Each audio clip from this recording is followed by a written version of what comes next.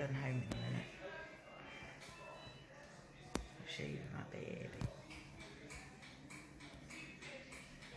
Got my baby there. He's just laying there. It's just waiting for this painkiller to hit in. Sorry.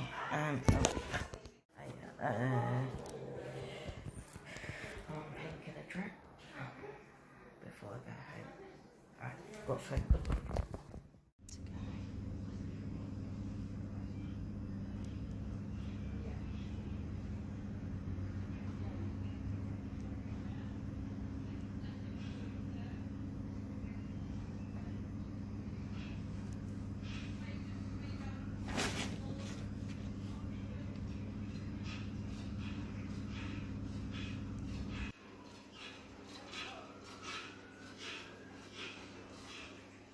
In bed, come home from hospital.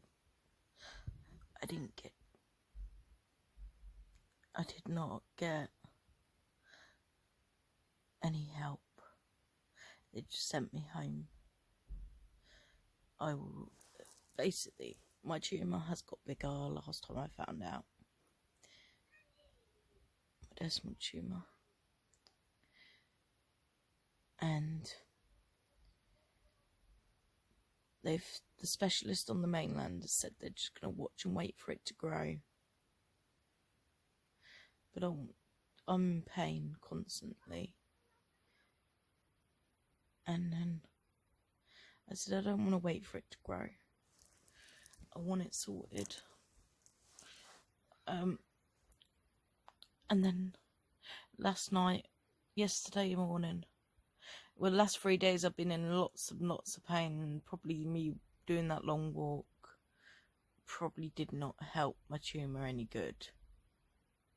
So I ended up in hospital yesterday morning, and I spoke to a doctor, and then they got me seen to the surgical team, which is my specialist's team, basically. And she then said to me, I've got an operation booked for, when is it? I've got an operation booked for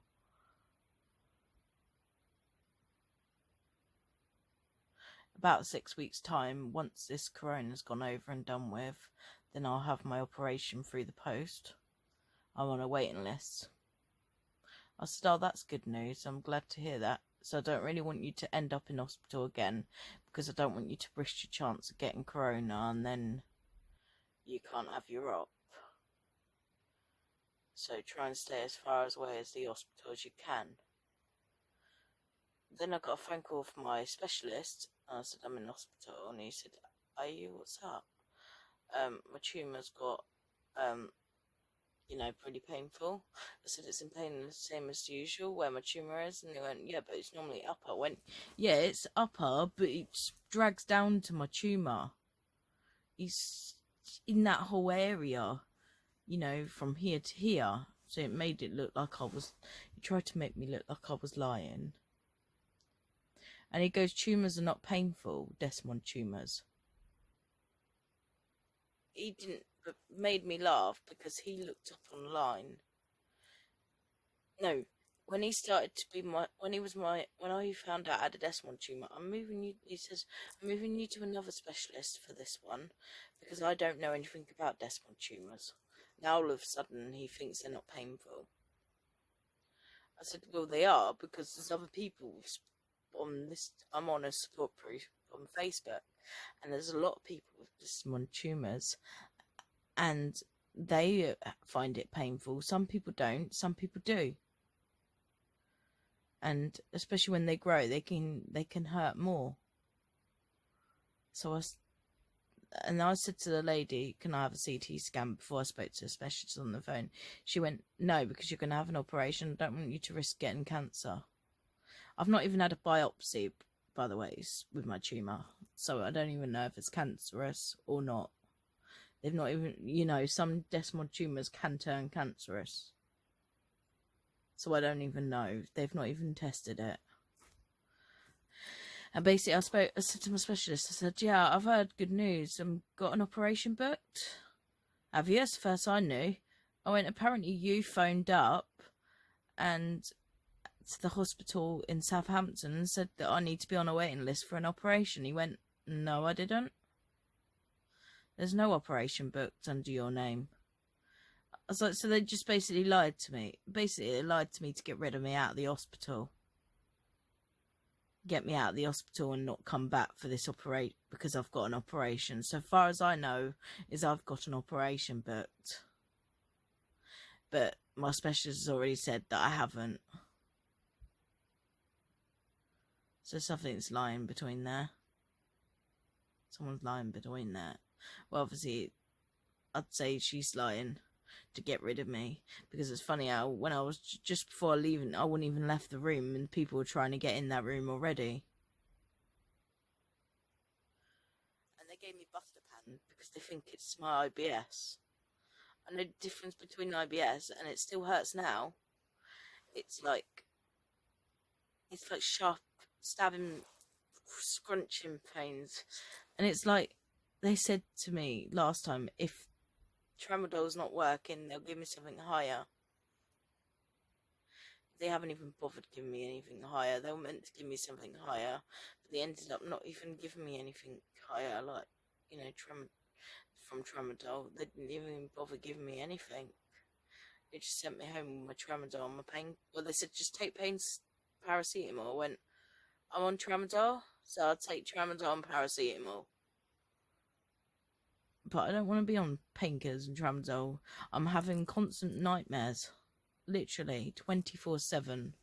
I can barely sleep, and I've looked up about tumours, and they are painful, and you can barely, and you do have restless sleeps.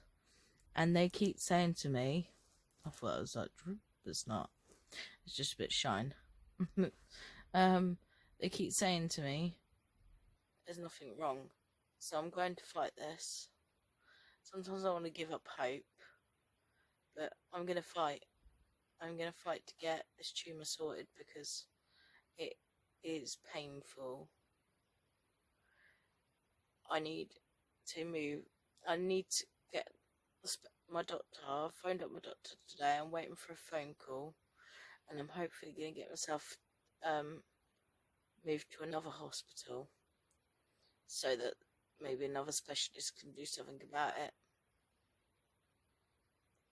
Because this specialist thinks he knows everything, and he's not even a specialist, does my tumour, but the specialist on the mainland even says he wants it to get bigger. When it pushes on my bowel, then they will worry.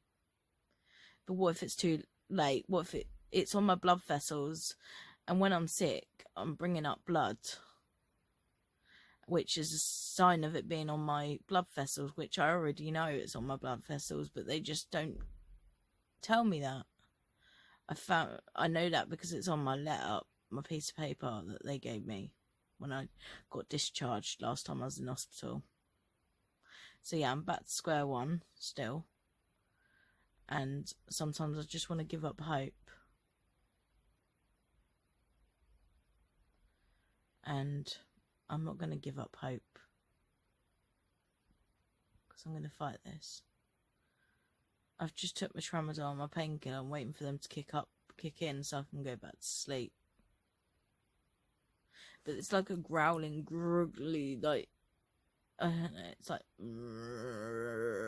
in my stomach all the time. Literally every time. And it's getting worse. The more pain I have, the more worse this growling is. But they wouldn't leave an animal to be in pain. I wouldn't leave an animal to be in pain, obviously, but because that would be like literally horrible. But they wouldn't. You know what? It looks like dribble. That's not such shining. I keep thinking it was. I just keep checking it. I'm like, no, it's not. Well, no, I'd feel it down here. But yeah. will have this at, I'll be putting my part of my yesterday's vlog up with this. So this is part of today's, but I wanted to tell you what happened last night. I'm going food shopping today with my support worker, but I've just got to hope that I can get sorted. My stomach is about to probably make that growly noise again. No, it was just painful. When the pain comes, that's when my stomach makes a growly noise.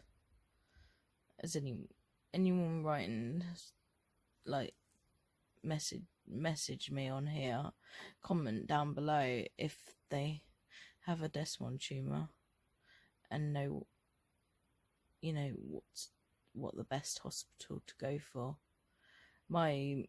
I've got a few hospitals written down that my mum found. Thank you to my mum. Hopefully they'll move me to them hospitals. But it's just making me ill. Do you know what? On this island, someone nearly died. They didn't die, but they nearly died because they left untreated and kept sending them home and saying they're fine. And they nearly died. They're neglecting people because of this corona. They're neglecting. They only want to bother with you if you've got corona. They want less and less people in the hospital. They keep sending people home. So I've just got to try and fight. And hope for the best. But I'm just really ill and I'm drained. And I don't know what to do anymore. It's hard. I'm going to put this vlog up now. So I hope you like my vlog. Thumbs up if you like my vlogs. Comment down below. Subscribe if you're new. Thank you. Bye.